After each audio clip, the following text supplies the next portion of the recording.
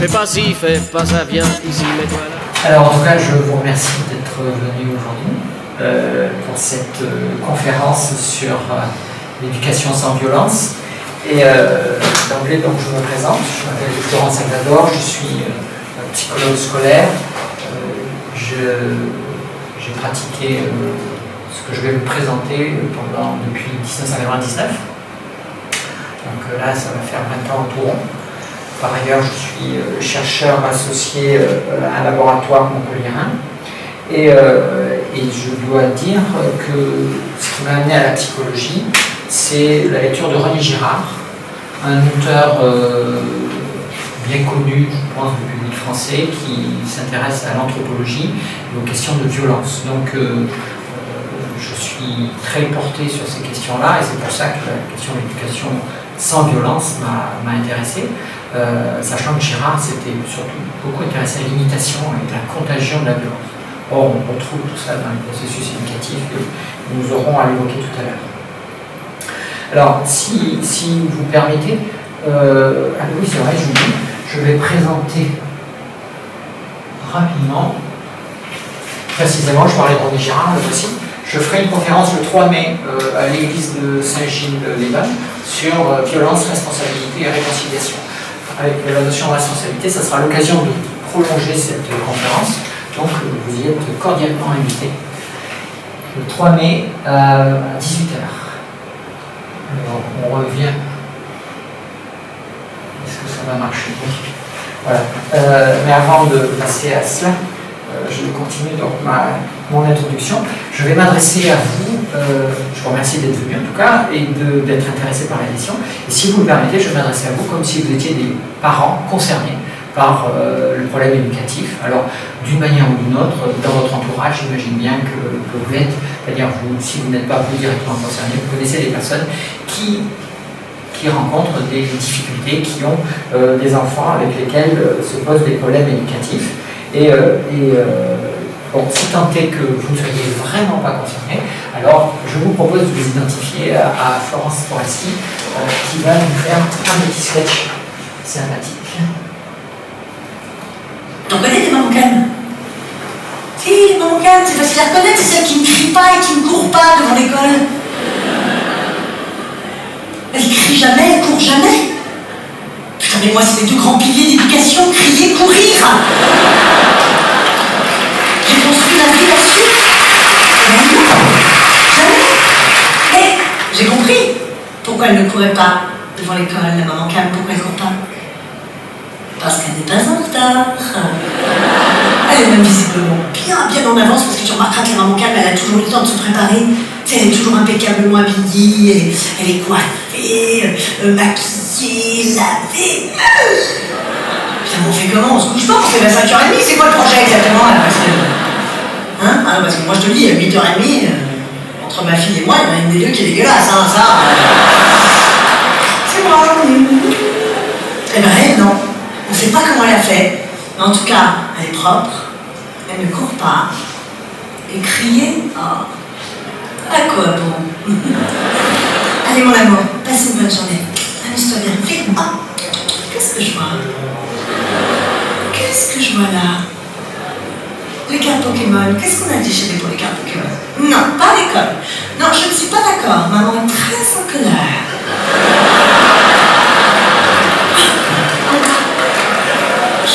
Je suis hors de moi-même, regarde, je tremble. Tu as trahi ma confiance, mon chéri, je suis très déçue. Non, une seconde. Je parle avec un adulte et je reviens à toi ensuite. Profite de ce moment pour réfléchir à ce qui vient de se produire, ok? Bonjour, comment allez-vous? Très bien, merci. La réunion par élève? Oui, bien sûr, j'y serai absolument ce soir, 18h, c'est noté. Oui, bien sûr, je prépare un PowerPoint. Ouais, je crois que c'est fondamental de se serrer les coudes. Je vous dis à tout à l'heure, comptez sur moi, passez une excellente journée. Alors mon chéri, tu as réfléchi? Tu te souviens, on avait un deal. On avait un deal pour Pikachu, qu'est-ce qu'on avait dit? Je t'écoute.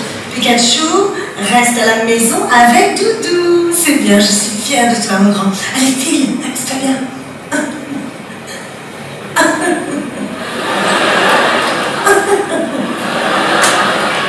Quel canaille.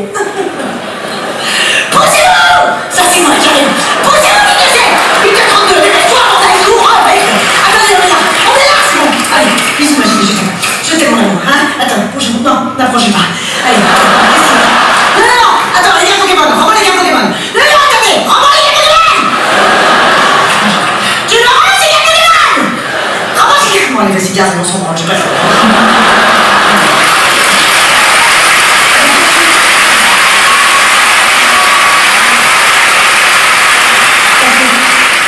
La cacher dans la DS. Voilà. 30 secondes, chérie. Une seconde, ouais. Attends une seconde, je parle avec une grande personne et je reviens après. T'en connais des mamans calmes? Alors, attendez, laissez-moi réfléchir une seconde. Bon, je n'ai plus besoin. Je vais pouvoir couper ça. On sera plus tranquille. Bonjour. Bonjour. Bienvenue. Merci. Donc, alors, puisqu'on vient juste de commencer, hein, c'était juste une mise en bouche, un apéritif. Donc voilà, je précisais juste avant que j'étais psychologue scolaire, chercheur en psychologie, et donc je vais m'adresser à vous comme si vous étiez des parents, un peu comme Florence Foresti, en tout cas intéressés, concernés et confrontés d'une manière ou d'une autre, même de manière distante, avec la difficulté de l'éducation. Donc la chose importante lorsque les parents viennent me voir, la première chose que je fais, c'est de les déculpabiliser. C'est-à-dire que ce que je leur explique, c'est précisément, alors je ne fais pas avec l'exemple de Florence Foresti, mais c'est que c'est un problème quasiment universel. Tout le monde, quelque part, est concerné, confronté à ce genre de situation dans la société. Et on voit ça partout. Et on voit ça de plus en plus. À tel point que j'ai vu une vidéo récemment, maintenant c'est même médicalisé, on appelle ça le TOP, le trouble opposant, non, le trouble oppositionnel avec provocation. Donc c'est des enfants qui peuvent être dans des rapports extrêmement violents avec leurs parents et donc on ramène ça vers la psychiatrie. Je trouve ça très inquiétant. Je pense qu'il y a donc un travail d'éducation, de guidance parentale qui est à faire et voilà, j'essaie d'y contribuer, puisque je vous dis, j'ai commencé ça il y a 20 ans et voilà, on va essayer d'aborder cette approche-là de l'éducation sans violence via, je dirais, en s'adossant à la notion démocratique. Alors, déculpabilisation, les parents ne sont pas les seuls, ils ne sont pas en cause. Si jamais on avait à chercher les causes, on pourrait s'interroger sur le fait qu'il n'y a pas de formation. On ne devient pas parent à la suite d'une formation, alors qu'on est formé à se servir d'un ordinateur, on est formé à se servir d'une voiture, à avoir un permis de chasse, mais pour éduquer, il n'y a aucune formation. Donc les parents s'improvisent formateurs de leur enfant et éducateurs, et ils le font comme ils l'ont vu faire, ils l'ont pris à droite à gauche, ils essayent de le faire au mieux avec amour la plupart du temps, parce que les parents que je reçois sont des parents épuisés, ils ont tout donné, ils n'en peuvent plus, et ils sont aux voix. Et c'est bien triste parce que, visiblement, à aucun moment, ils n'ont eu les repères qui leur permettaient d'éviter de se trouver dans cette situation désastreuse. Et la chose qui est frappante, quand ils viennent me voir, ces parents, c'est la plupart du temps, ils me disent qu'ils ont vraiment tout essayé, et je le crois.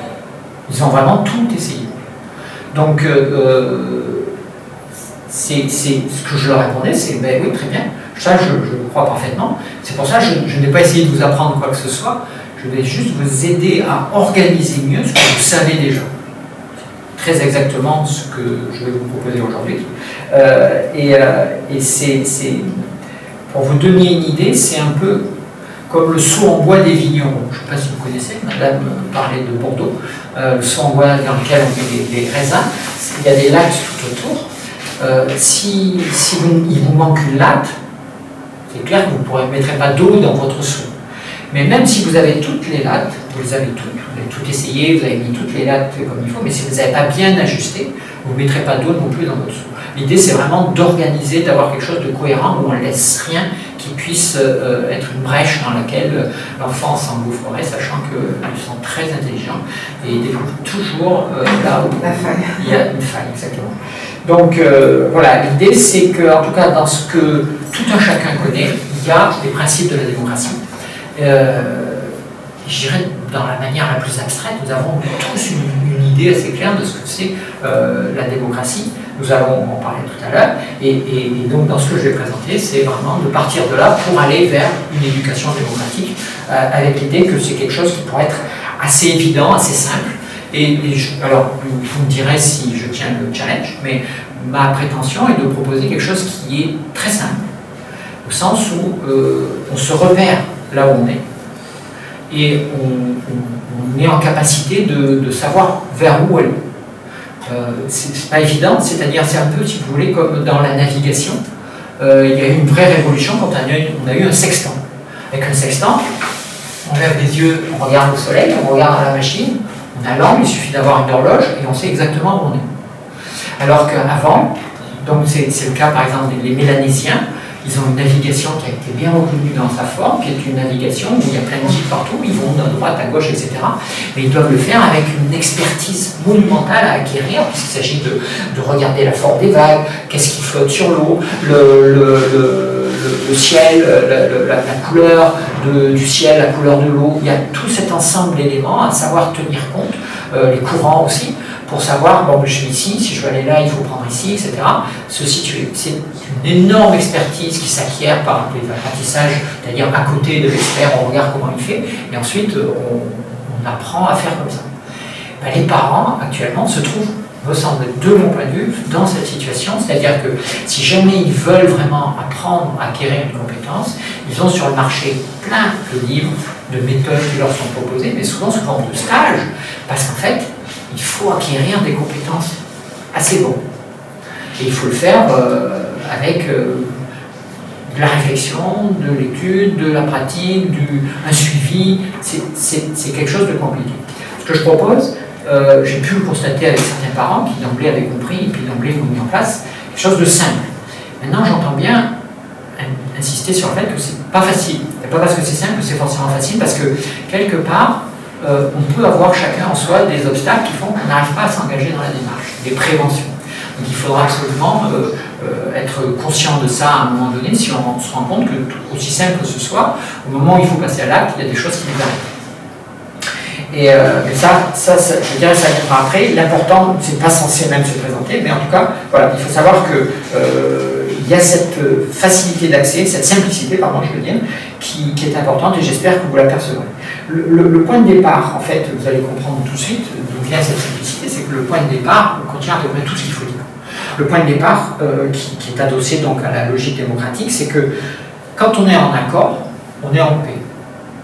Et donc si on veut la paix, avec son enfant, il faut chercher l'accord. Toute la logique est là.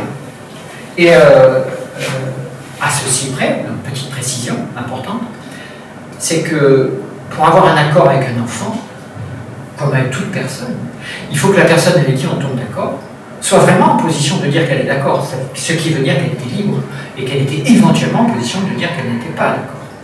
La démocratie, c'est ça, c'est le débat. Donc on va y revenir. En tout cas, la conclusion de ce petit parcours, c'est que la paix naît du débat. Il faut pouvoir débattre pour pouvoir s'accorder et avoir la paix. S'il n'y a pas de débat, alors qu'est-ce qu'il y a? On va en parler, c'est-à-dire ce qu'il y a en général, c'est le rapport de force, et c'est là qu'est le problème. Donc je vais vous présenter précisément ce que je voulais expliquer aux parents sur le rapport. Il est éteint, vous savez comment là, il souffle encore. On va laisser souffler jusqu'à ce qu'il est fini, c'est ça? Non, là vous allez le rallumer. On va le laisser tranquille. Oui, c'est ça. Parce que je sens qu'il souffle. Il s'éteindre tout seul. Ah, mais c'est pas lui qui souffle, c'est ça, d'accord. Désolé. Donc je prends, voilà, le feutre.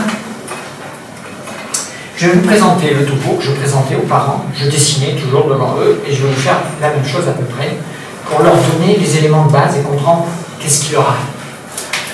Ce qui leur arrive commence toujours par quelque chose qui est tout à fait normal. Au début, ils ont non pas un enfant, mais un bébé. Un bébé qui, de manière tout à fait normale, parce qu'il est incapable de quoi que ce soit, a un énorme pouvoir sur eux. Alors, eux, c'est les parents. Voilà, je décide d'eux. Et donc, il a un énorme pouvoir, il crie. Les parents entendent, et les parents donnent à l'enfant ce qu'il souhaite. Ça s'appelle une situation de toute puissance. L'enfant n'a qu'à crier et il a tout ce qu'il veut. Donc ça, cette situation, elle est normale, elle est saine. L'enfant est incapable de quoi que ce soit, il a besoin que ses parents soient totalement à ses petits soins. Donc, voilà, l'histoire d'un enfant démarre comme ça. Mais un enfant est comme tout être humain, un être qui adore ce pouvoir qu'il a sur ses parents, et qui non seulement adore ce pouvoir qu'il a sur ses parents, mais cherche à l'étendre au maximum. L'enfant est dans une situation de toute puissance normale, il se met à tout vouloir toucher, sucer, explorer, il porte tout à sa bouche, il monte sur tout. C'est une situation normale quand il est un bébé. La difficulté se présente quand il avance en âge. Et que les parents, de plus en plus, je veux dire, c'est malheureusement assez courant, c'est des parents qui sont résolus à donner le meilleur à leur enfant, qui devancent ses besoins, répondent constamment à ses besoins, sont aux petits soins, et quelque part continuent ce processus normal au début de domination totale de l'enfant sur ses parents. Ça, c'est quelque chose qui, lorsqu'on avance en âge, va poser problème parce qu'à un moment donné, ses parents vont bien devoir dire à leur enfant non, maintenant, ça suffit, tu ne cours pas ici, tu ne cours pas là, tu arrêtes d'aller par ici, par là, maintenant tu vas aller dans cette direction, ici, parce que, par exemple, peut-être l'école. Et l'enfant qui a pris l'habitude de faire ce qu'il veut, d'avoir ses parents qui font ce qu'il veut. Si on l'a laissé grandir, j'ai bien dit enfant, mais entendez le mot enfant, c'est un mot qui vient du latin qui veut dire n'a pas la parole. C'est-à-dire c'est quelque chose qui est bien quand c'est un bébé, mais ensuite, quand un enfant grandit, on appelle un enfant, il n'est pas censé avoir la parole, c'est-à-dire que c'est les parents qui sont censés avoir la parole. Et ben, il n'y en a plus des enfants. Donc c'est-à-dire que ce qui se passe de manière générale, c'est que le bébé grandit, prend de l'âge, mais reste un bébé. Et il ne devient pas un enfant. Il ne passe jamais par cette case-là. On a toujours des bébés grandis qui ont un énorme pouvoir sur leurs parents et qui refusent absolument que leurs parents leur dictent leur volonté. Et de manière générale, donc, quand le parent a proposé d'aller dans cette direction, il y a toutes les chances que l'enfant dise « Ah mais non, justement, moi j'ai envie d'aller dans cette direction ». Et ce qui se passe ici, c'est que les parents, sans se rendre compte qu'ils tombent dans un piège, se mettent à insister. Ils en rajoutent, ils font leur demande plus vigoureusement. Mais que fait l'enfant? Ben, il fait pareil dans l'autre sens. Et donc, on a des parents qui font leur demande de manière plus véhémente, qui crient, s'énervent, et ils ne font que offrir, c'est là où on retrouve Girard que j'évoquais tout à l'heure, l'imitation, ils ne font que offrir un modèle à l'enfant, très simple, c'est quand tu veux quelque chose dans la vie, tu y mets de l'énergie, tu cries, tu t'empêtes éventuellement. L'enfant ne se gêne pas, il fait pareil. Et donc, on est ici dans un rapport de force qui s'installe comme conflit, qui, le conflit mène, je veux dire, enchaîne forcément dans l'escalade, va dans l'escalade, et après on peut arriver aux extrêmes. Donc on a des enfants qui font, vous verrez si vous trouvez ces vidéos, je les mettrai sur le site de l'association Educati. C'est vrai, j'ai oublié de préciser que j'étais président de l'association Educati. C'est dans le cadre de cette association que j'interviens. J'ai un Facebook que vous pourrez trouver sur Internet. Et donc, j'ai déjà mis une vidéo. Vous pourrez voir, en tout cas, donc, des enfants jettent des objets à leurs parents, leur font violence. Les parents en sont à cacher les couteaux. Donc, on est dans ces situations-là où on va aux extrêmes. Voilà, je reviens à l'idée d'extrême, parce qu'il y a une circularité constante ici. Le rapport de force mène par imitation réciproque, forcément au conflit, à l'escalade du conflit, et après il mène aux extrêmes. On est dans cette situation, dans la situation la plus banale des rapports humains. Le problème, c'est que dans le cadre du rapport à l'enfant, il n'y a que deux personnes, il n'y a pas, alors on trouve la démocratie, il n'y a pas la loi qui règle les rapports entre les adultes. Je pense que c'est là qu'est le gros problème. Nous sommes dans une société censément démocratique, mais qui n'a pas instauré une éducation démocratique. Ici, on est dans l'ancien régime. On a toujours les parents qui croient pouvoir imposer leur volonté à l'enfant, comme le roi imposait à ses sujets ses volontés. Et ça n'existe plus. Les enfants ont fait leur révolution. Très tôt, on leur a laissé faire. Et les parents n'ont rien vu, parce qu'ils sont dans une société où leur pouvoir éducatif est considérablement attaqué par les médias, par exemple. Les 40% des actes d'achat sont réalisés, 40 ou même davantage, par les enfants. Donc la publicité les cible énormément. La publicité qui vise à éveiller le désir, essaye d'éveiller chez les enfants, parce que les enfants ont un énorme pouvoir sur les parents. J'ai vu des enfants dont les parents, à qui les parents demandaient leur avis pour acheter une voiture, acheter une maison. Il y a même eu des parents qui, ça on l'a rapporté, c'est le collègue psychologue qui me l'a rapporté, dans l'entretien, la mère est enceinte et elle dit à son fils, tu veux qu'on le garde, enfant? Donc, vous voyez dans quelle situation on peut arriver, tellement les enfants ont pris du pouvoir. Et donc voilà, ça, c'est le nœud du problème. C'est quelque chose dont il faut pouvoir absolument se dégager, n'y jamais rentrer. La question c'est comment.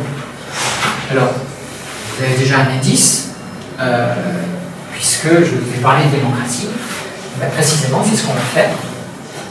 On va revenir, donc voilà, hein, toujours c'est ce topo-là que je présente aux parents, on va revenir au débat. Le débat c'est quoi? Ben, c'est par exemple, ça c'est bien naturel, on laisse l'enfant dire quels sont ses besoins. Et les parents font de même. Ça on oublie souvent. Les parents ont tendance à écouter les besoins des enfants, je vous le disais tout à l'heure, et puis ils essayent de lui donner tout, mais ça mène à ça, ce désastre. Donc les parents ont le droit de dire quels sont leurs besoins. Et là apparaît, ce qui est essentiel, c'est le fait qu'on va tomber d'accord sur quelque chose qui va convenir. Juste un exemple, les parents sont au téléphone, il semblerait que pour beaucoup d'enfants, c'est le moment précisément où il faut demander des choses à leur mère ou à leur père.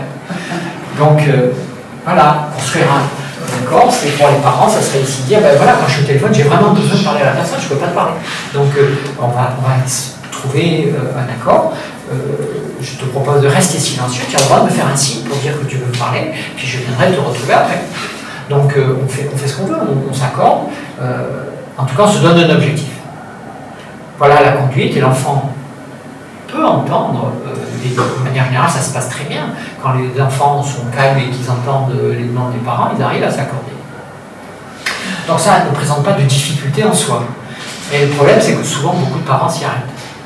Et c'est là le drame. C'est qu'on a beaucoup de parents qui croient qu'il suffit de parler, de dire ses besoins, d'avoir un accord. Ils se disent, c'est bon. Alors, on est d'accord, hein, tu vas faire comme ça. Les Pokémon, tu ne les amènes pas à l'école. Et le problème, c'est que 5 minutes après, l'enfant prend ses Pokémon et puis il les met dans le cartable. Donc, le problème, c'est ça. L'accord, comme ça, je dirais tout nu, ne suffit pas. Pourquoi? Parce qu'on n'est pas tombé d'accord sur qu'est-ce qui se passe quand l'enfant ne respecte pas l'accord. C'est ça qui est essentiel. C'est-à-dire qu'il s'agit d'être d'accord sur les situations qu'on n'a pas prévues. C'est-à-dire, il s'agit de ne pas se trouver dans une situation où on n'aurait pas prévu ce qui peut se passer. Excusez-moi, je m'en mêle un peu, mais vous allez voir, ça va être plus simple ici. Donc, c'est de dire que l'accord, tout seul, ne suffit pas en tant que tel, si on n'est pas aussi tombé d'accord sur qu'est-ce qui se passe si l'enfant ne fait pas ce qu'il faut. Et ce qui veut dire aussi que, bien sûr, on tiendra compte du fait qu'il fait ce qui a été demandé. Ici, on est donc dans le négatif, ici, on est dans le positif.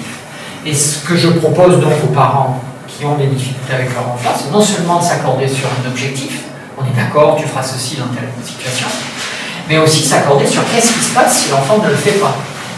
La manière la plus élémentaire de sanctionner un enfant qui ne fait pas ce qu'on lui a demandé et dont il a convenu, c'est de le rappeler à cet accord, c'est de dire, hey, te rappelles-tu ce que nous avions dit? Donc première sanction, gratuite, mais je ne la barre, pas de véritable sanction. Te rappelles-tu ce que nous avons, dont nous avons convenu? Et si on se replace ici, Ça veut dire une chose très simple. C'est au lieu que les parents soient encore à tenter de faire pression sur l'enfant pour l'envoyer dans la bonne direction, ils font appel à cet accord qu'ils ont eu avec l'enfant. Et l'enfant ayant eu ici l'occasion de dire oui, je suis d'accord, il est simplement renvoyé, donc ici en fait la flèche, on renvoie l'accord pour que l'accord auquel l'enfant a déjà consenti le ramène à lui-même, à sa parole, à son accord. Donc l'enfant est juste rappelé à quelque chose qu'il a déjà convenu, oui ça je veux bien le faire. Donc on ne lui fait pas violence, on ne le brusque pas, on le respecte. À aucun moment on est en train de lui dire c'est moi qui te contrôle. On est juste en train de lui dire tu avais dit que dans telle situation tu ferais ça. Et c'est ça qui précisément permet d'éviter de rentrer dans le rapport duel. On se trouve dans la situation où le rapport entre les parents et l'enfant se trouve médiatisé par l'accord. L'accord, c'est quoi? L'accord, c'est la règle. La règle, c'est la loi.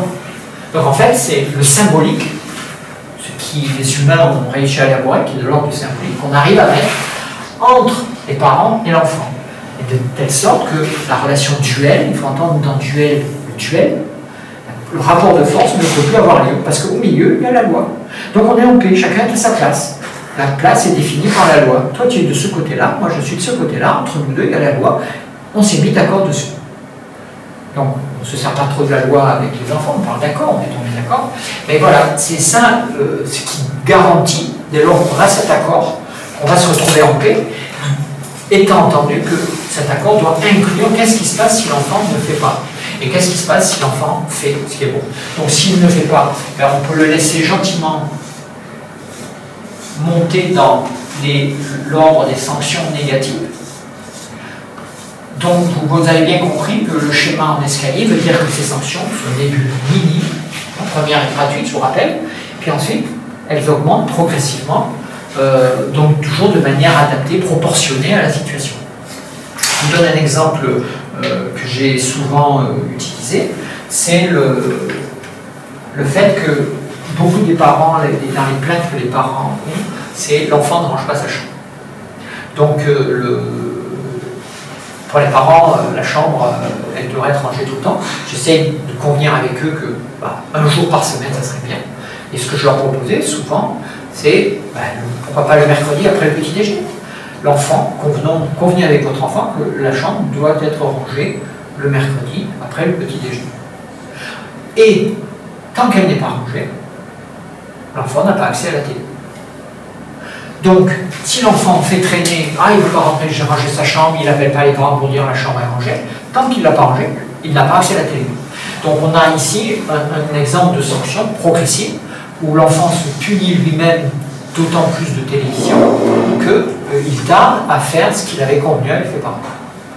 On peut trouver tout un tas d'autres exemples, mais celui-là est simple parce qu'on voit bien la progressivité, c'est complètement linéaire, c'est tout le temps qu'il prend à ranger sa chambre et une privation de la télévision. Voilà, c'est un exemple, on peut en trouver plein d'autres. Maintenant, la question ici de la récompense est trouvée immédiatement, c'est le plus tôt il a rangé sa chambre, le plus il a accès à la télé. Sachant que la télé va bien s'arrêter à un moment. Donc forcément, le plus tôt il commence, le plus il aura eu une bonne tranche de télé. C'est tout. Donc voilà, ça peut paraître... On peut se dire, oh là, qu'est-ce qu'il faut mettre ici, etc. Non, voilà, c'est très simple, il s'agit juste de convenir, c'est la clé, convenir des sanctions avec l'enfant. Tant qu'on n'en a pas convenu, dès le moment où on a simplement un accord avec l'enfant et que l'enfant sort de l'accord et qu'on dit, alors tu n'as pas respecté... la première mère Foresti s'est mise en colère, mais elle n'a pas eu, elle s'est bien contrôlée, mais elle s'est quand même mise dans un rapport de colère avec son enfant. Elle lui a exprimé, donc elle était de nouveau dans leur relation duel. Elle était dans cette relation. Elle l'a bien gérée parce qu'elle se contrôlait bien et sa colère ne l'a pas amenée à crier, mais voilà, peu de parents sont capables de ça. Et donc le problème, c'est vraiment quand l'enfant sort de l'accord, si on n'a rien prévu, on retombe immédiatement là-dedans. On dit tu vas faire ça, va au coin, etc. Pour l'enfant, c'est une violence, c'est une brutalité, c'était pas prévu, pourquoi ça? Surtout qu'en général, quand les parents se mettent à se mobiliser comme ça, la plupart du temps, ils ont fermé les yeux pendant des heures, parfois des jours, très longtemps, puis à un moment donné, ils en ont marre, la coupe est pleine, et c'est là où ils tombent sur le dos de l'enfant et ils font une sanction formidable. L'enfant ne comprend rien du tout. Jusqu'à présent, il a toujours fait comme ça, pourquoi tout à coup, boum, ça lui tombe dessus. Voilà, donc c'est pour ça qu'il est vital, crucial, de tomber d'accord sur les sanctions vis-à-vis de tous les objectifs qu'on peut avoir avec ses enfants, tous les accords qu'on peut avoir. Tant que l'accord n'est pas complet, alors il ne pourra pas amener la paix souhaitée. Alors, où est-ce que j'en suis? J'ai déjà évoqué l'intérêt de ce qu'on a la relation médiatisée par la règle. Il me reste à évoquer, donc là, ça y est, j'ai fini le topo. Hein, dès que j'avais fini de parler de l'accord sur les sanctions, tout est dit. Et maintenant, je vous précise juste l'intérêt de la chose. J'ai déjà pointé le fait que le fait de tomber d'accord avec son enfant dégage de la relation du rapport de force. C'est ça qu'il faut vraiment fuir, il faut vraiment toujours aller vers l'accord. Et l'intérêt de cela, c'est que l'enfant, lui, qui veut du pouvoir depuis toujours, qui jamais n'a renoncé vraiment à ça, ce qu'il constate quand il se trouve dans cette situation, eh bien, c'est que tout ce qui arrive, je dis bien tout ce qui arrive, dépend de lui. Et je sais ce qui va arriver. Donc, où je respecte les règles, et j'aurai des gratifications, où je ne respecte pas, et je passerai par la case prison. Mais de toute façon, pour l'enfant, c'est une situation de total contrôle, où il n'est plus dans un rapport affectif, négatif, de colère, tout ça avec ses parents. C'est très apaisant. C'est très rassurant aussi d'avoir ce contrôle sur la situation. Enfin, il comprend comment ça marche. Il sait à quoi s'attendre, il sait ce qui peut arriver, et puis quand ça arrive, il savait que ça pouvait arriver. Il n'est pas surpris, il n'a pas un sentiment victimaire, il accepte, il savait. Parce que nous sommes tous des aides de contrôle et nous aimons bien savoir ce qui peut nous arriver. Donc de le savoir, c'est toujours rassurant, c'est beaucoup mieux que de se demander à quel moment on va prendre une torgnole ou je sais quelle sanction énorme. Donc l'enfant, en fait, comprend qu'il est libre, il a une autonomie par rapport à son espace vital, il connaît simplement les règles du jeu et il sait qu'il sera responsable. Donc c'est extrêmement éducatif de mettre un enfant dans une situation où il va comprendre qu'il a une autonomie mais qu'il va être aussi responsable de ses actes.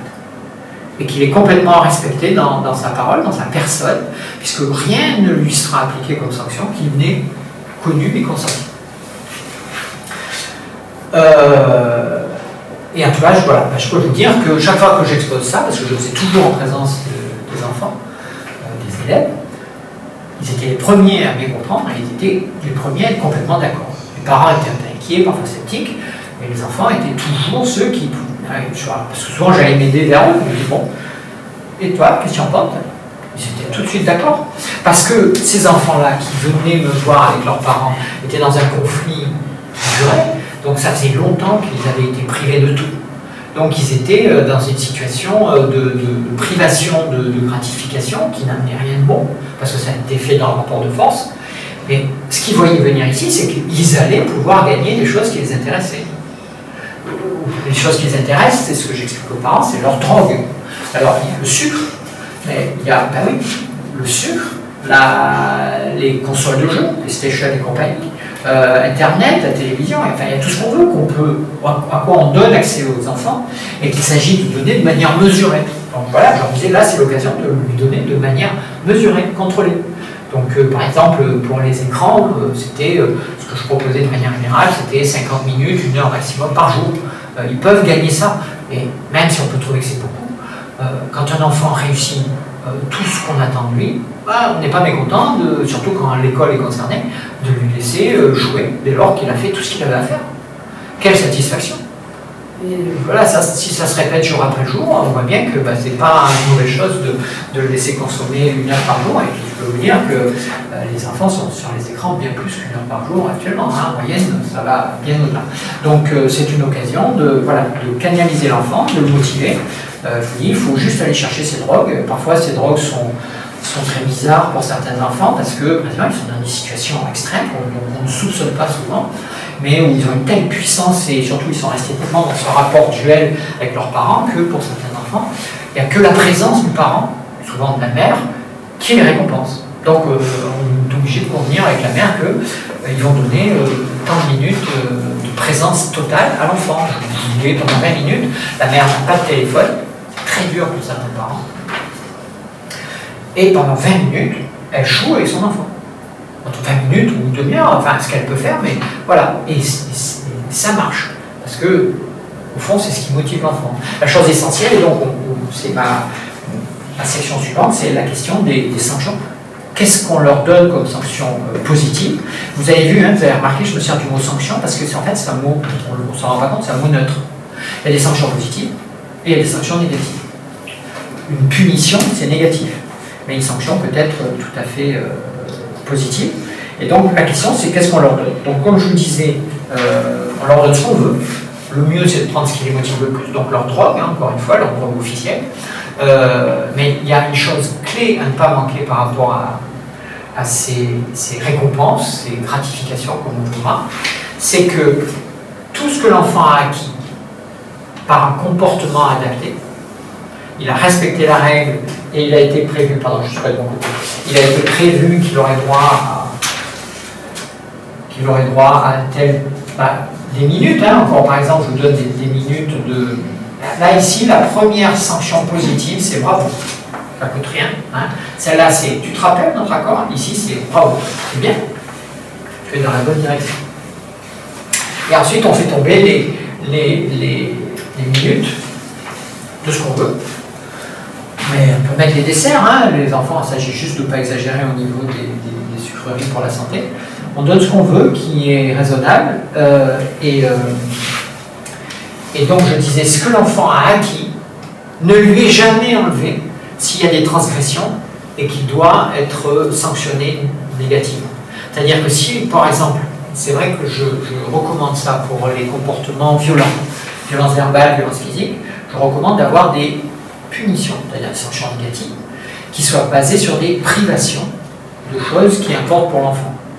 Par exemple, on peut priver un enfant de dessert, c'est pas un drame. On peut le priver de sortir, jouer avec ses camarades, il s'en remettra s'il a été agressif, verbalement, physiquement, mais on le prive de quelque chose qu'il n'a pas gagné par ses efforts. On respecte complètement ce que l'enfant a gagné par ses efforts. Et d'emblée, je me précipite pour vous donner la seule exception à la règle, c'est quand les récompenses, c'est de l'argent. Quand les récompenses, c'est de l'argent, vous pouvez bien sanctionner, quand les récompenses c'est de l'argent, vous pouvez bien sanctionner en reprenant des pièces d'argent. Parce que l'argent il est fait pour ça. Voilà. Et alors, si vous pouvez être surprise que là j'évoque la question de l'argent, sachez qu'il y a un âge où c'est quand même une motivation intéressante, pour autant que les enfants n'aient pas accès à tout ce qu'ils veulent. Parce que j'ai eu le cas d'un enfant, d'un élève qui n'avait qu'à ouvrir la bouche pour voir ce qu'il veut. Il regardait l'argent qu'il gagnait par l'adéquation de son comportement s'accumuler dans un hôtel, mais il n'en voulait rien, et il n'avait aucun intérêt pour ça. Donc en fait, il a très vite oublié les règles, parce que qu'il réussisse ou qu'il ne réussisse pas, ce qu'il obtenait, il lui était indifférent. Il avait déjà tout le pouvoir d'avoir ce qu'il voulait. Bref, voilà. Donc en tout cas, on choisit ce qu'on veut, on s'accorde avec l'enfant sur ce qui l'intéresse, mais on respecte cette règle que ce qu'il a acquis par ses efforts ne lui est pas retiré, on lui donne, on lui applique d'autres privations, on convient avec lui de privations. J'insiste sur cette idée, donc c'est toujours convenu avec l'enfant. Ben voilà, on a terminé, grosso modo. Donc le principe de tout ce que je viens de vous exposer, c'est cette idée avec laquelle j'ai commencé, c'est tout accord est un espace de paix. Et le principe de l'éducation démocratique, c'est d'avoir l'espace de paix le plus large possible. Donc on peut se donner l'image, par exemple, de carrelage. Vous voyez, où quand on est dans le conflit, le rapport de force, on est comme dans une maison avec la terre battue, il y a de la pluie partout, on patoche dans le conflit. Eh bien, quand on fait des accords, on construit des accords, c'est comme un beau carrelage qu'on pose au sol et qui est un espace de paix. Dès lors qu'on a prévu, à côté du carrelage, on a prévu les carreaux qui correspondent à l'accord sur les sanctions. Et l'idée, c'est quelque part, c'est d'étendre ces accords sur tout l'espace éducatif, de telle sorte que, dès lors qu'on a bien tout pensé, on sait qu'on va être tout le temps en paix. Alors ça, c'est l'idéal. Avant d'y arriver, il va falloir les ajouter, ces cas. Alors, j'ai 3 règles à donner, ce que je donnais toujours donc, aux parents, c'est au début, on ne commence pas avec beaucoup de règles, d'accords à mettre en place, on en met 3, 1, 2, 3 au maximum. Les plus importants, et en général les plus importants, ils commencent comme la règle par la lettre R, le R de respect. Respect des parents, respect des frères et sœurs, respect du matériel, de la nourriture, ce qu'on veut, ce qui est pertinent sur le moment. Mais en tout cas, on n'en met pas beaucoup, comme ça on se rôde bien, on s'assure que ça fonctionne bien, et après on en ajoute de nouveau. La deuxième règle clé, c'est que dans un espace éducatif quel qu'il soit, toutes les personnes concernées doivent participer de l'accord. On n'a pas un accord entre une mère et son enfant sans que le père soit concerné. Et si l'accord avec un enfant pourrait concerner un enfant du quasiment même âge, on ne va pas demander à l'un de respecter ceci quand l'autre n'a pas besoin de le respecter. Sauf s'il est trop jeune. Et s'il est en âge où il peut avoir les mêmes concernements pour cette règle, alors il fera partie de l'accord. Donc tout le monde doit, toutes les personnes dans l'espace éducatif doivent être concernées par cet espace, telle sorte qu'ici, par exemple, le deuxième parent saura lui aussi renvoyer l'enfant à sa parole, la parole convenue. Il est hors de question d'avoir un dissensus, un désaccord entre les deux parents. C'était la brèche ou la faille qu'on évoquait tout à l'heure, dans laquelle l'enfant s'engouffrerait. Enfin, la dernière des règles par rapport aux règles, c'est que une fois qu'on l'a mise en place, ben on la tient. Parce que c'est la parole de l'enfant qu'on respecte. Si l'enfant a donné son accord et puis soi-même on a donné sa parole, on a dit ok, on s'accorde sur ça, et qu'après on ne le respecte pas, où va-t-on? Comme disait l'autre, passer les bornes, il n'y a plus de limite. Donc les règles doivent être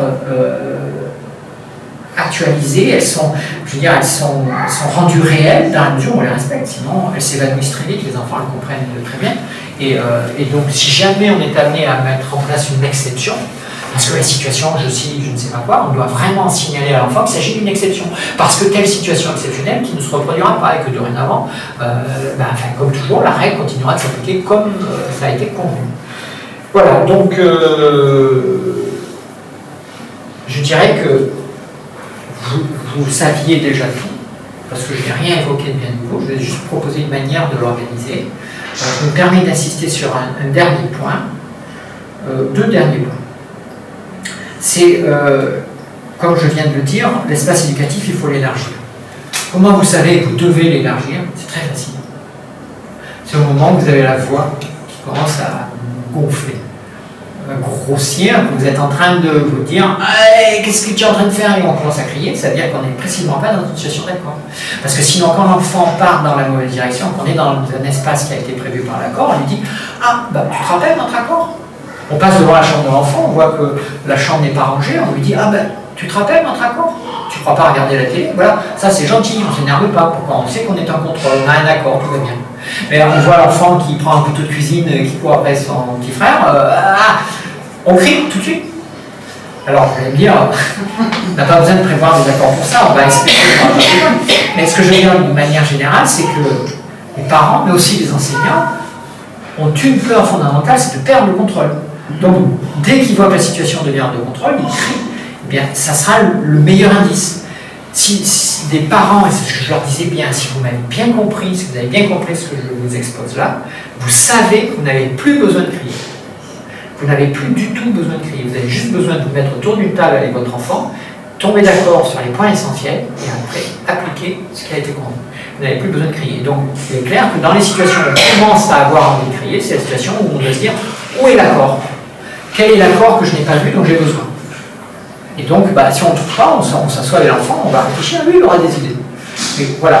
Alors, bien sûr, ce sera le dernier point sur lequel je m'arrêterai avant d'enchaîner sur... Ah, quand même, hein.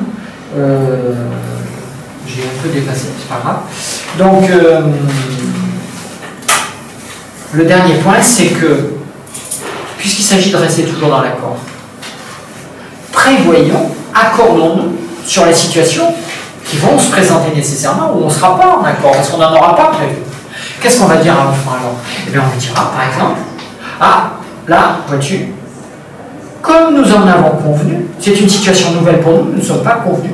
Donc nous en discuterons le jour dont nous avons déjà convenu pour discuter des règles de la famille. Ça sera par exemple dimanche après-midi, puis on discutera des règles. Donc on discutera de ça dimanche après-midi. Mais comme nous en sommes déjà tombés d'accord, dans cette situation nouvelle, pour le moment, avant cet accord de dimanche que nous trouverons, tu fais ce que je te demande. Sinon, puisque tu en as déjà convenu, tu auras telle sanction. Vous voyez ce que je veux dire? Donc, je suis en train de vous indiquer que même si vous n'avez pas déjà balisé tout l'espace éducatif, avec des jolis carrelages, d'accord, vous pouvez déjà convenir avec votre enfant comment ça se fait, comment ça se passe quand tout à coup vous vous retrouvez dans la jungle. Vous ne l'avez pas prévu. Vous allez au magasin et vous n'avez pas pensé à ça. Vous êtes dans la voiture, tout à coup, l'espace voiture est spécial. Vous n'avez pas remarqué. Vous n'avez pas remarqué que les enfants dans les voitures peuvent changer complètement de dynamique. Voilà. Tous les espaces de vie de l'enfant sont des espaces nouveaux. Les enseignants le savent bien. Dès qu'ils sortent de la classe, les moments de transfert, ils sont censés être en rang, c'est la furie. Donc voilà, tous les espaces intermédiaires, les enfants savent très bien que là, il n'y a plus de règles. Alors ils font ce qu'ils veulent. Donc voilà, quand vous vous trouvez dans une situation nouvelle, si vous avez déjà balisé le terrain, vous aurez la paix. Et voilà, c'est juste une question de pratiquer, de toujours chercher et anticiper. Et le plus vous anticipez, vous voyez venir que tiens, il pourrait y avoir telle difficulté, le plus vous aurez la paix. Vous savez que vous allez chez des amis, vous dites tiens, on va dimanche, là, on va convenir comment ça va se passer quand on ira chez les amis. Comment tu devras te comporter, qu'est-ce que tu auras à faire, qu'est-ce que tu pourras faire, qu'est-ce que tu ne pourras pas faire. Convenez et vous avez la paix. Si vous ne l'avez pas fait, l'enfant fait ce qu'il veut et vous ne pouvez pas crier devant vos amis, enfin ça devient épouvantable. Vous savez qu'il y a des personnes qui vivent ça. Et donc voilà, c'est le malheur, c'est cette méconnaissance de l'importance de l'accord qui est pourtant bien connue, puisque la société des humains n'a pas trouvé une meilleure solution que de s'accorder sur des règles, des lois, de faire une société au travers d'une démocratie. Donc voilà, je terminerai juste en pointant deux choses. C'est des ouvertures, je dirais, c'est que tout ce que je viens de dire peut s'appliquer sans changer grand-chose, les mots peut-être, mais s'applique directement à la situation de l'école, évidemment. Tout ce que je disais qui s'adresse à des parents peut être entendu et mis en œuvre par des enseignants. Et je dirais que, en tout cas, moi, j'ai passé mon temps à faire ça, à éclairer les enseignants sous ce rapport, en leur pointant le fait que ce qui est quand même intéressant chez eux, c'est qu'ils ont un collectif beaucoup plus large. Et donc, ça, étrangement, ça cadre et ça canalise les enfants plus facilement. J'avais, avant d'inventer tout ça, quand j'ai démarré comme instituteur, j'avais remarqué ce pouvoir de la classe. J'étais déjà gérardien et je me servais de l'imitation. Des parents étaient ouvrés les yeux comme ça parce qu'ils voyaient leur enfant ranger la chaise en quittant la table après avoir joué quand ils venaient les chercher. Ils étaient vraiment très étonnés, mais je disais, c'est normal, tout le monde le fait, alors lui aussi il le fait. Puis cet enfant après il ne voulait pas partir, il donnait des coups de pied dans les tibias des parents, mais en classe il y avait des règles et il les suivait. Les enfants sont des détecteurs de règles, alors il faut se dépêcher de les leur donner. Si on ne leur donne pas les règles, les accords avec eux, ils font ce qu'ils veulent. Beaucoup de parents l'ignorent, croient que l'amour suffit. Ben non, l'amour ne suffit pas.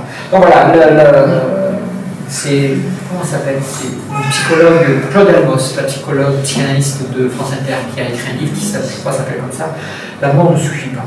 Alors maintenant, je termine avec ça. Deuxième point d'ouverture, c'est, j'attends vos questions-réponses, enfin vos questions, c'est, il y a des parents qui ont un problème avec le fait de récompenser.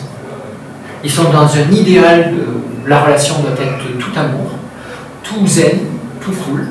Et beaucoup de méthodes éducatives qui sont sur le marché ne font pas appel aux sanctions. À mon sens, c'est parce qu'elles n'ont pas vu le fait que quand c'est convenu, il n'y a pas de violence. Elles sont dans un idéal qui est louable. Personnellement, et c'est ce que je dis aux parents, hein, ce que je vais vous proposer, c'est peut-être pas la seule méthode. Mais c'est la seule méthode dont je sais qu'elle marche. Moi, enfin, je n'ai pu le vérifier. Les autres méthodes, vous pouvez toujours essayer. Mais voilà, le problème, c'est que, à mon sens, ça touche vite ses limites. Mais en même temps, je suis prêt à discuter. Donc, si vous avez des réserves, j'ai des réponses. Posez vos questions par rapport au fait de récompenser, de punir un enfant. Je veux dire, c'est quelque chose de psychologiquement très légitime, dès lors que j'ai employé le mot punir en sanction, que la visée n'est pas de faire mal, n'est pas d'humilier, n'est pas d'abaisser, c'est-à-dire qu'on n'est pas dans un rapport de force. Ça, cette interdiction des sanctions qui humilient, qui pénalisent, elle relève dans l'école au début, je crois, du XXe siècle, ou peut-être même au XIXe. Ça a été très vite les responsables, les administratifs, en tout cas la loi est allée dans ce sens-là. On ne le sait pas, mais à l'école, toutes les sanctions qui punissent vraiment l'enfant, la plupart sont interdites. On n'est pas censé se servir de quelque chose qui humilie, qui blesse, enfin psychologiquement j'entends. Bien que c'est vrai qu'à une époque il y avait des sanctions physiques qui étaient permises, mais c'était au 19e bien très longtemps. Donc voilà, je m'arrête là. Je vous remercie pour votre attention et maintenant j'attends vos questions. Alors, des questions? N'hésitez pas.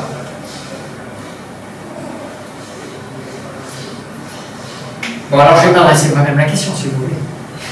Donc, mais quand même, est-ce qu'on ne pourrait pas éduquer les enfants sans les sanctionner? Est-ce que c'est possible? Est-ce que ce ne serait pas possible? Est-ce que ce ne serait pas le mieux? Oui, ça dépend aussi de la personnalité de l'enfant, parce que quand on a 2 ou 3 enfants, on ne peut pas se comporter de la même façon avec le premier, le deuxième et le troisième. Ça dépend de plein de choses, non? Alors, ce que vous dites là est très vrai dans la situation où on veut une relation qui est individualisée, qui est toute pleine d'attention, d'amour pour l'enfant, c'est l'idéal. Ce que vous dites, c'est en effet l'idéal. On ne peut pas se comporter de la même façon. J'ai envie de dire, la contradiction évidente que je peux apporter à cette proposition, c'est justement ce que je viens d'évoquer tout à l'heure, c'est le fait que dans un espace éducatif donné, toutes les personnes concernées, donc ici il y a un enfant, il pourrait y en avoir d'autres derrière, eh bien, ils sont tous censés reconnaître le même accord, puisqu'ils sont tous censés y avoir participé. Et partant, ça simplifie énormément les choses. On est exactement le même avec tous les enfants. On est une personne qui se réfère à l'accord. Tu as respecté l'accord, super. Tu n'as pas respecté l'accord, je suis triste pour toi. Je ne suis pas en colère, je suis triste pour toi. Mais on est exactement le même avec chacun. Et je dirais, je parlais de simplicité tout à l'heure, précisément. Vous voyez la simplification radicale que cela amène d'avoir fait cette construction de l'accord avec tous les enfants. C'est qu'on n'est plus dans cette situation où on va dire une chose à l'un, et on se rend compte qu'on n'a pas dit la même chose à l'autre, et que quelque part, on a, par volonté de bien aimer, de bien faire et de donner le meilleur à son enfant, on a introduit de l'iniquité. L'un pourra dire, oui, mais pourquoi lui, pourquoi moi, etc. On n'en finit plus et on n'en sort plus. Alors que quand on a un espace où on a posé des accords, les enfants l'ont compris, et on a juste à appliquer ça. C'est que dans la Bible est beaucoup architecturée dans le judaïsme sur la loi. C'est le peuple de la loi, on dira. Bien, le christianisme, c'est celui où ce qui est mis en avant, c'est l'amour. Les règles, oui, mais bon, c'est à être le sabbat, ma brebis est tombée dans le puits, je vais la chercher. Donc les règles, oui, mais les règles ne sont pas faites pour l'homme. L'homme n'est pas fait pour les règles, les règles sont faites pour l'homme. Donc, mais moi je dirais, ok, très bien, trouvons un équilibre. Il y a des règles, entourées d'autant d'amour qu'on veut, mais on ne perd pas de vue les règles tant qu'on en a besoin.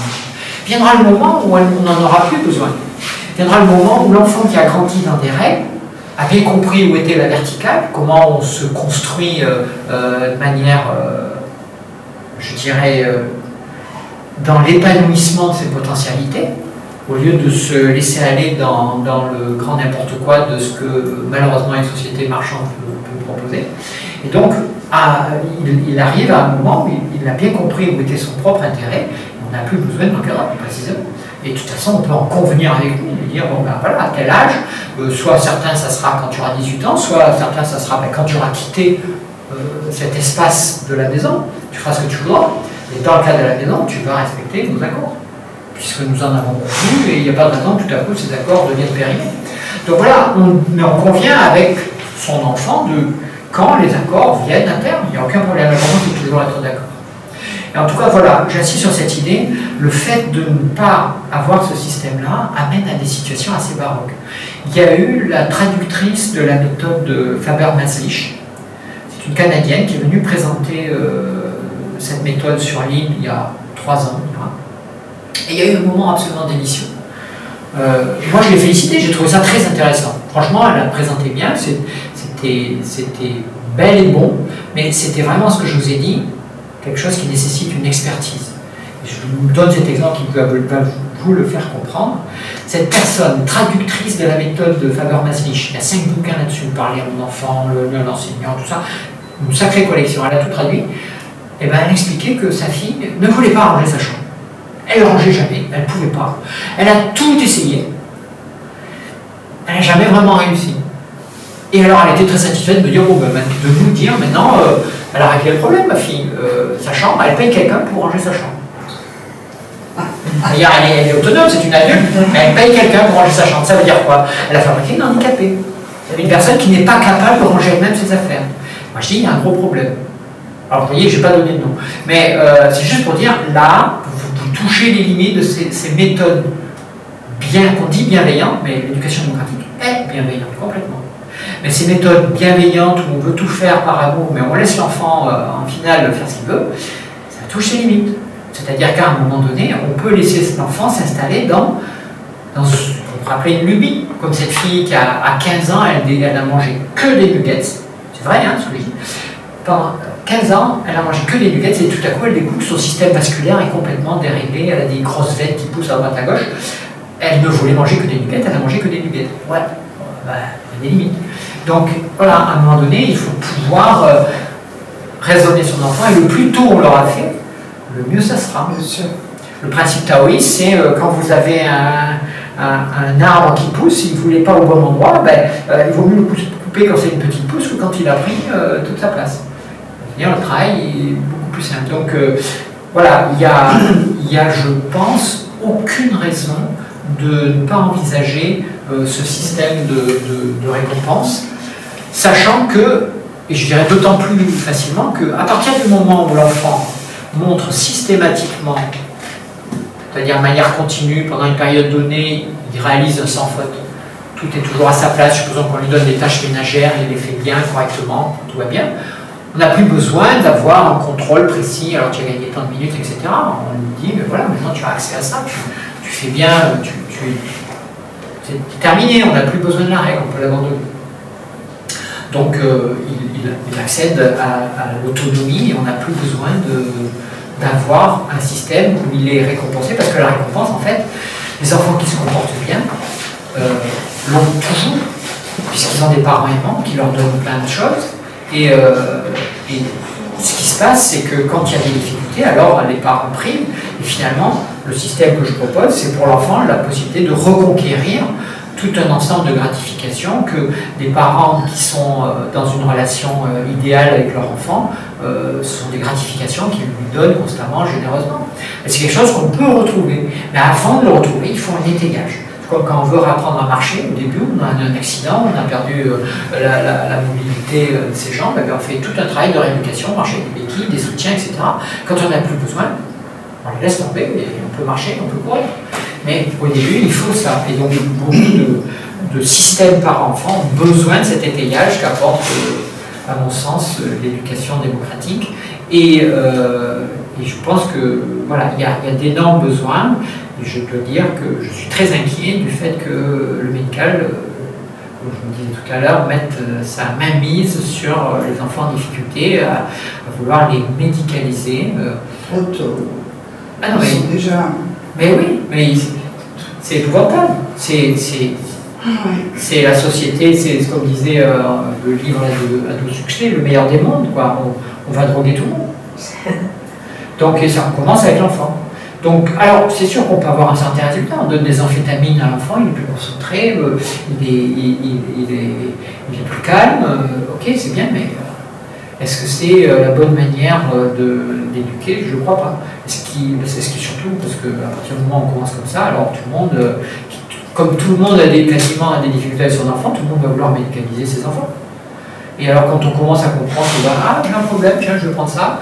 Après, j'ai eu un traumatisme, tiens je vais prendre du propranolol. Enfin il y aura des drogues de toutes les souffrances possibles et imaginables. Je trouve que la société qui s'oriente vers une gestion biologique du psychosocial est une société, je dirais presque dangereuse, inquiétante. Voilà. Voilà. Ce que vous venez d'expliquer, c'est très intéressant. C'est dans le meilleur des mondes. Oui. Mais vous nous avez parlé au début des parents qui sont souvent démunis, qui font ce qu'ils peuvent, voilà. Peut-être instinctivement ou c'est leur histoire en fait, leur histoire personnelle. Oui.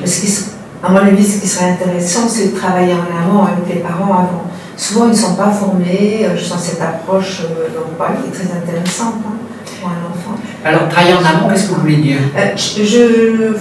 Moi, mon exemple, c'est que je suis grand-mère, c'est plus le cas. Mais j'observe un peu les parents qui sont parfois dépassés par des situations, pas forcément liées à un enfant, mais par leurs propres angoisses qu'ils n'ont pas pu surmonter. Et ils croient bien faire. Voilà. C'est ça. De toute façon, mais c'est pour ça que moi, les parents, je commençais par les rassurer, leur dire vous n'êtes pas en cause, je veux dire, ne vous culpabilisez pas, le problème est général, pas les seuls à qui ça arrive, et vous n'avez pas été formés. Donc, quelque part, jusqu'à un certain point, je vous rejoins. Mais ce que je disais aussi, c'est vrai que je ne l'ai pas évoqué, c'est que certains parents croient comprendre ce que je propose, mais constatent, en tout cas, n'arrivent pas à le mettre en place. C'est ça. C'est ça, ils n'arrivent pas à le mettre en place. En effet, et ça, je les avertis. Je dis, si jamais vous n'y arrivez pas, ça voudra dire que vous aurez besoin de nous faire. Voilà, c'est ça en fait. Exactement. Voilà. Donc ça, c'est bien. Je vous remercie de le rappeler. Il faut vraiment démarrer par là. Il faut vraiment ouvrir cet espace pour les parents. Qui puissent parler. Exactement, parce que de toute façon, des fois, ça apparaît avant même que j'ai terminé. Dans l'entretien avec les parents, avant que je parle de ça, j'ai un entretien, ils me racontent leur histoire. Et donc, déjà, les parents arrivent à reconnaître qu'ils sont incapables de punir leur enfant. C'est ça. Donc, ils ne savent pas mettre au coin, ils ne savent pas mettre dans une chambre, ils savent pas. Ils savent très peu de choses parce que pour leur enfant, ils ne veulent rien lui refuser. Donc on se trouve dans des situations... Il y en a un des deux qui renonce, un des deux parents qui renonce. Alors évidemment, en ce moment c'est la mode, on parle de la surcharge mentale chez les femmes, etc. Mais il y en a un des deux qui craque plus que l'autre, puisque souvent, moi j'observe, souvent il y en a un qui veut trop faire, et l'autre ne sait pas comment faire. C'est pas qu'il ne veuille pas, mais il ne sait pas comment faire. Et c'est ça qu'il faut trouver, cet équilibre. Alors, moi je dirais, ce que je propose là, c'est vraiment comment faire. Ouais. Maintenant, ce comment faire là passe par des étapes, en particulier celle que je viens de pointer, le fait qu'à un moment donné, il faut en effet appliquer une sanction à l'enfant. Et ce qu'il faut faire comprendre aux parents, c'est que cette sanction, contrairement à ce qu'eux ont connu dans leur histoire personnelle, c'est une sanction que l'enfant a connue, a compris et a acceptée. Ce qui ne leur est jamais arrivé. Il faut leur amener à bien faire la différence. Et surtout, les sanctions que j'assiste souvent, et des fois j'ai eu des succès, mais je veux dire, des fois, non, c'était impossible. Leur faire comprendre que la sanction, elle est toute petite. Vous ne pouvez pas vous mettre, vous-mère, dans cet état, simplement parce que vous privez votre enfant de 3 minutes de télévision. Parce que des fois, par exemple, l'enfant n'a pas fait ceci, et sa série télévisée fétiche, il va attendre 3 minutes avant que la télé soit allumée. 3 minutes, parce que il n'a pas fait ça, 3 minutes. Alors on attend 3 minutes. Pour certains parents, c'est impossible. Vous voyez, donc il y a des petites. Alors voilà, je suis d'accord avec vous qu'il y a des parents qui ne vont pas être capables de mobiliser ça en eux. Et ces parents-là, voilà, je les ai avertis, si vous n'y arrivez pas, il faudra vous faire aider. Ça veut dire qu'il y a en vous quelque chose qui vous empêche de cadrer votre enfant. Mais peut-être, pardon, excusez-moi de vous interrompre, peut-être que il y a une différence entre entendre et voir. S'il y avait un petit film qu'on passait devant les parents, et les parents voient d'autres parents se comporter de telle façon. Ils ne sont pas acteurs. Peut-être que ça serait plus facile pour eux. Alors je suis totalement d'accord. Je suis passionné d'imitation. Il n'y a rien de meilleur que d'avoir un modèle. Voilà. C'est pour ça que l'émission, alors j'en ai pas regardé beaucoup, mais il y avait une femme qui faisait. Super Nana, je voilà, Super Nani. Oui, c'est ça, Super Nana. Non, on peut dire que c'est Super Nana. ça chez l'émission. Ah oui, merci. Y aller volontairement, enfin, je veux dire, à la force de. Ils imposaient à l'enfant quelque part, ils posaient un cadre, ils essayaient de le faire dans le rapport de force. C'est toujours périlleux, je vous dis, le rapport de force, puisqu'il suffit d'élever la voix pour qu'un enfant ait envie de répondre sur ce même ton, dans cette même dynamique conflictuelle. Donc, mais malgré tout, elle offrait des modèles, elle rappelait l'importance d'avoir des règles qui aident à canaliser l'enfant. Parce que c'est très angoissant, c'est vrai, je ne vais pas évoquer, mais imaginez, vous êtes comme dans un rêve, les murs, vous appuyez dessus, ils bougent, ils reculent, rien n'a de consistance, très angoissant. Les enfants cherchent les règles, ils cherchent ce qui est stable, parce que la stabilité les sécurise.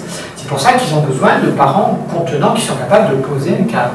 Et ça, c'est le système le plus, je dirais, le plus respectueux pour poser un cadre avec un enfant, puisqu'on discute avec lui, on le pose avec lui. Et donc l'enfant connaît la chose. Voilà. Mais je suis d'accord avec vous, ça nécessite d'avoir compris comment ça marche et de ne pas être entièrement englouti comme le sont certains parents dans leurs affects. Donc ils ont un rapport à leur enfant. C'est eux les parents qui bien souvent ne sont pas capables de couper le cordon ombilical. Voilà, donc on est dans cette situation. Alors bien sûr, le conflit vient pour tout. Et on a un rapport conflictuel permanent avec une imitation réciproque. J'ai un exemple assez savoureux, c'est une mère qui dit, mais vous voyez, quand même, mon enfant me dit, je vais te tuer, je vais te tuer. Et dans l'entretien que je continue avec elle, j'ai ma petite idée, je l'amène, mais vous-même, vous ne me dites pas ça. Elle dit, oui, c'est vrai, je dis, je vais te tuer, je vais te tuer. Exactement, l'enfant, donc voilà. Mais c'est les parents qui n'ont pas coupé le cordon ombilical. Alors on ne leur jette pas la pierre, on n'a pas d'idée. Le nombre de fois où j'ai dû dire à une mère que son enfant ne devait pas dormir dans son lit. C'est épouvantable. La fréquence de ce qu'on peut voir sur ce rapport. Donc voilà, il y a un déficit de formation à l'éducation. Et votre idée, je la trouve excellente, oui, ça serait super. J'avais un enseignant qui avait commencé à travailler dans cette direction. Avec des Canadiens, ils avaient fait des CD-ROM de formation où on voyait des types de parents, donc c'était pas mal fait, mais à mon sens, alors j'insiste sur cette idée, je vous invite à regarder, me montrer que j'ai tort. Au fait, je ne vais pas donner l'adresse de l'association, c'est educapsi, comme ça se prononce, @free.fr. Donc n'hésitez pas à continuer le dialogue si vous avez des questions. Donc, si vous avez des contradictions à soulever, qu'est-ce que je suis en train? J'étais parti sur une idée, je l'ai perdue. C'est l'heure qui tourne, il me reste 10 minutes. Je parlais de quoi? Quelqu'un peut m'aider? L'éducation de façon concrète, voir un petit film, parce que entre voir et écouter, il y a une grande différence. Oui, tout à fait. Et je voudrais faire une expérience que j'ai eue, parce qu'en fait, j'ai été maître d'accueil. J'étais prof d'école en maternelle pratiquement toute ma carrière et j'ai été maître d'accueil pendant 15 ans. Donc tous les mois, à l'époque, c'était l'IEFM, m'envoyait les futurs profs des écoles. Mais si je vous disais, je ne suis pas là pour critiquer, mais je me suis rendu compte de beaucoup de choses. Donc ces petits jeunes, qui allaient être des futurs profs, ils arrivaient avec des idées toutes faites. Mais quand ils étaient en pratique dans ma classe, pendant une semaine, je faisais devant eux. Et la deuxième semaine, je disais, bon, toi tu vas faire une classe de maths, toi tu vas faire la psychomotricité et tout. Et je regardais, je leur donnais des conseils.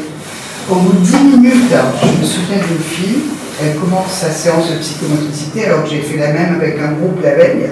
Il suffisait de dupliquer. Au bout de 10 minutes, les enfants ils sont partis partout, dans tous les sens et tout. Elle n'arrivait plus à les canaliser, à les reprendre. Il y en a même 2 qui l'ont tapé, qui sont venus, qui l'ont giflé. Elle me dit, Isabelle, au secours, mais comment tu fais? Moi j'étais assise sur une petite chaise et je prenais des notes, et après il fallait que je lui explique certaines choses. Je suis perdue, mais comment tu fais? Moi je ne peux pas. Mais à m'en chialer, quoi. Donc je pense qu'à l'UEFM, je ne sais plus comment ça s'appelle maintenant, l'ESP. L'ESP, oui. Oui. Je pense qu'il doit y avoir des cours de psychologie, enfin je ne sais pas, il y a certainement des profs qui interviennent là-dedans, mais il y a beaucoup de futurs profs, quand ils arrivent dans une classe, ils sont perdus. Sur le terrain, je parle de ça en connaissance de cause, mais pas pour critiquer, pas du tout. Hein. Je leur disais toujours, j'essaie de vous donner le petit peu que j'ai, que je connais, quoi. Et ça me faisait de la peine de voir ça, quoi. Ah ben, on est bien ils se recevaient des gifles. Mais exactement, ça peut Des être... coups de pied, des gifles de la part de gamins de 3-4 ans dans ma classe. Alors je disais, mais où on va, mais qu'est-ce qu'elle va faire, cette fille, mais comment elle va gérer une classe? Je ne sais pas si ça vient du fait qu'il n'y a pas assez de pratique, je ne sais pas si ça vient du fait qu'il y a des petites lacunes, des choses à revoir de la part de l'ESP. Je ne sais pas, mais je trouve qu'il y a un problème. J'en ai vu beaucoup. Ben, on est bien d'accord. Je suis intervenu dans les UFM comme formateur. J'ai leur donné des cours de psychologie. Mais c'était la portion congrue. Ils avaient, je ne sais pas combien de centaines d'heures de formation.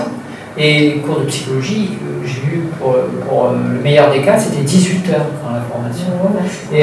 Et pour d'autres, c'était seulement 12 heures. Les CPE, je crois, j'avais 12 heures avec les CPE. Donc, c'est ridicule. Parce que dans l'UFM, il y a tous les gros compartiments, mathématiques, toutes les grosses disciplines qui veulent leur quota d'heures, et le transdisciplinaire comme le psychologique, on leur réduit à la portion congrue.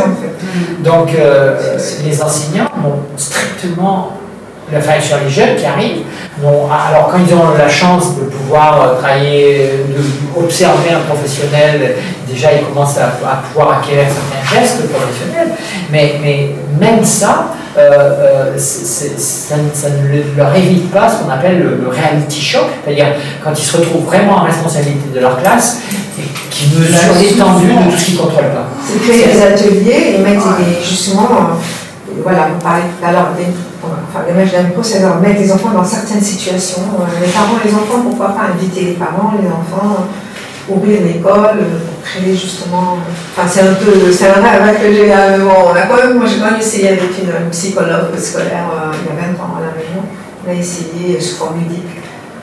Ah non, mais tout ce qui va permettre un dialogue entre l'école et les parents. Voilà, c'est ça qu'il faut. C'est la base. Il n'y a pas de point, il n'y a pas vraiment. On est bien d'accord, mais qu'est-ce que les enseignants, madame? Non, ce ne sont pas les enseignants que c'est pas au niveau des enseignants, c'est encore un autre niveau. Ce serait intéressant d'ouvrir les portes, justement, qu'il y ait des rapports entre les parents, l'enfant, de manière à ce que... Oui, mais il faut bien que les enseignants soient à leur place, ils sont dans leur espace. Oui, bien sûr. Donc ils doivent être là dans le dialogue. Il ne s'agit pas de faire entrer les parents juste pour ce que les parents aient encore... Non, créer des ateliers, je veux dire, en dehors des cours, en dehors de... Voilà. Faire un espace d'école, un espace de vie. Alors oui, c'est ça. C'est comme une forme d'accompagnement scolaire, mais sous forme ludique, et puis pour que la parole, qu'on puisse prendre la parole, même si elle est un peu pertinente et déplacée, mais exprimer. Les parents, c'est-à-dire pour les parents. Voilà. Oui, c'est-à-dire là c'est un travail tel que je le comprends pour acclimater les parents à l'école, des parents qui ont eu eux-mêmes un rapport pas forcément facile avec l'école. Oui, pour les aider à y trouver leur place. Pour qu'ils acceptent de. Parce qu'il y a des parents, des fois, ils ne veulent même pas rentrer dans l'école. Et donc les enfants, ils sont accompagnés à l'école par des parents qui, par la manière dont ils les tiennent, leur traduisent leur peur et leur hantise de l'école. Donc je suis d'accord avec vous qu'il y a un travail à faire avec ce rapport. Mais alors là, c'est juste. Là, c'est vraiment de la dentelle. C'est du travail très. Moi, je pense, personnellement, vous parlerez, mais je pense qu'il y a d'abord un travail de fond sous le rapport démocratique, parce que c'est précisément ce qui permet de donner à chacun sa place, aussi à l'école, aussi bien aux enfants qu'aux enseignants et aux parents. Parce que les parents, à mon sens, et les enseignants devraient s'accorder sur le règlement. Comment les enfants sont, entre guillemets, régulés dans leur comportement dans l'école pour qu'il n'y ait pas de sanctions arbitraires, que les parents ne soient pas obligés de venir, mais c'est quoi ces sanctions que vous allez donner à mon enfant, etc. S'il y a un accord entre les parents et les enseignants et la direction, et l'inspection, alors on sait comment se passe et tout se passe très bien. Mais or, ça, c'est jamais fait. On a des règles à l'école, de manière générale, mais on ne s'est pas accordé sur les sanctions. Donc les sanctions tombent après dans quelque chose qui pourrait Alors heureusement ça n'arrive pas trop souvent, mais ça arrive, être jugé arbitraire. Donc il y a les protestations des parents, des fois le conflit, les rapports de force, la violence. Je veux dire, alors que quand la chose est convenue, on peut toujours dire aux parents, mais madame, vous avez signé, vous étiez d'accord. Donc je n'ai fait qu'appliquer ce à quoi vous avez dit oui. On a la paix. Les parents, à partir de là, savent qu'ils ne peuvent pas dire. Donc voilà, la question c'est pourquoi n'a-t-on pas généralisé l'approche démocratique? Dans l'école, on est resté dans l'ancien régime. On est resté ça existe, vous savez, dans certains pays, on parlait du Canada, si on parle de la Suède, on parle de Suède, ça existe ce genre de situation. Je pense qu'en effet, ces pays ont une pensée beaucoup plus collective, ils sont moins ce Louis XIV du passé moins. Bon, on a toute une hiérarchie dans l'éducation nationale qui est très autoritaire, qui a, par imitation, effet d'imitation, invite à la même attitude. L'inspecteur vient remonter les bretelles des enseignants qui ensuite s'énervent après les élèves qui ne font pas ce qu'il faut pour pouvoir eux donner une bonne image d'eux-mêmes et de leur travail. Donc on est dans une tension permanente du rapport de force, du rapport d'autorité exercé par la force. Alors qu'on n'est pas dans une approche collective, et je suis bien d'accord avec vous, il y a des pays qui ont cette approche où c'est le collectif qui pense, qui s'accorde, et les choses sont beaucoup plus paisibles. Donc c'est vrai qu'on a un gros travail à faire sur ce rapport-là. Et même en médecine, les études de médecine. Je pense que, j'ai discuté avec pas mal de médecins, la fac, une année, certains 12-13 ans, mais il n'y a pas de moment où on leur dit, voilà, pendant cette année, vous aurez droit à tant d'heures de psychologie. Et c'est important. Et beaucoup de médecins ont des lacunes là-dedans. Je ne sais pas si vous êtes d'accord avec moi. Complètement. C'est épouvantable. Voilà. Et il y a façon de dire à quelqu'un, écoutez, voilà, vous avez fait une IRM, un scanner, voilà, il se passe quelque chose, vous avez ça. Moi, j'ai une amie qui a été opérée dans un hôpital de la région ouest, et elle souffrait énormément. Donc, elle demande à son chirurgien de venir la voir. Elle fait appeler par une infirmière, et elle dit, écoutez, docteur, est-ce que vous ne pourriez pas me donner, s'il vous plaît, autre chose? Je souffre énormément et tout, je n'ai pas très bien compris ce que j'ai. Mais madame, vous avez eu un cancer, mais un gros cancer. Mais sur un ton, je ne vous dis pas, le soir, je suis allée la chercher, elle pleurait comme une madeleine. Et elle entendait le médecin qui lui disait, mais madame, vous avez eu un cancer, un gros cancer, c'est pas n'importe. Il y a façon et façon de dire à un patient, voilà, on peut tout dire, mais tout est dans la façon de dire les choses. Elle en a chialé des jours et des jours. C'était comme un leitmotiv dans la tête. Elle entendait ce chirurgien lui dire avec le non, mais c'est trop médicalisé tout à l'heure. On parlait de trop médicalisé. Alors il n'y a pas d'écoute, il n'y a pas. Exactement. Enfin, non, je parle de. Alors ça c'est un des problèmes médicaux. L'autre problème c'est qu'ils prétendent avoir le pouvoir de dire c'est quoi les causes du problème. Je veux dire, et ça c'est tout à fait contestable. Il n'y a pas que la biologie, il y a l'environnement, l'éducation, la psychologie, je suis désolé, tout ça c'est pas biologique. Et ils passent leur temps à nous vendre, ça se passe dans le cerveau, ça se passe dans le cerveau, c'est biologique. Mais voilà, on a un gros problème avec ça. Vraiment, c'est intéressant aussi, c'est de développer. Il y a des ateliers de yoga, de stretching qui sont de plus en plus accessibles maintenant. Pas tellement ici à La Réunion, mais pour les enfants, les parents, etc. De faire des séances de relaxation. Je suis d'accord, ça apaise, mais dès que vous avez un conflit, vous sortez du yoga et puis tout. Il y a un travail à faire. Voilà, je veux dire, ça apaise les énergies, mais après il faut les canaliser. Si vous n'avez pas construit les canaux pour canaliser, ça va continuer à s'éparpiller partout. Donc voilà, je pense qu'il faut un peu toutes les approches peuvent contribuer, mais ma thèse, mon hypothèse forte, c'est qu'on a besoin de s'accorder. Et donc la démocratie, en tout cas pour le moment, dans les sociétés qui sont les nôtres occidentales, c'est le meilleur moyen sur lequel tout le monde s'est accordé. La démocratie, c'est ce qu'il y a de mieux. Voilà, et je pense qu'il va aller dans cette direction. Un dernier point par rapport à ce que vous évoquiez, et je suis bien d'accord avec vous, il y a un auteur qui a fait le film La maladie de Saxe. Je ne sais plus comment il s'appelle, Winkler. Il a écrit un très beau livre qui s'appelle Les brutes en blanc. Et il parle que de ça, de ce que vous venez de dire, de ça. Je vous suggère de le lire. Il est vraiment. Les brutes en blanc. Les brutes en blanc. Et il est en but avec tout le corps médical pour dire ça suffit de fonctionner comme ça. Donc c'est vraiment. Vous êtes d'accord avec moi? Ah, complètement. Écoutez, je vous remercie en tout cas d'avoir été présent, de participer. Je vous propose qu'on arrête là pour respecter les horaires. Je ne sais pas du tout à quelle heure la médiathèque. Vous avez mon email, je vous en rappellerai facilement, educapsychiatrie.fr. N'hésitez pas à me ressolliciter, me questionner si vous avez des objections, des questions. Ça sera avec plaisir. Je vous invite à le faire soit par email, mais peut-être le mieux, c'est sur le site de l'association Educapsy sur Facebook. C'était très intéressant. Écoutez, je vous remercie. Sinon, vous avez dit le 3 mai, c'est ça? Le 3 mai, oui, à l'église de Saint-Gilles. D'accord. Voilà. Il fallait bien passer l'information.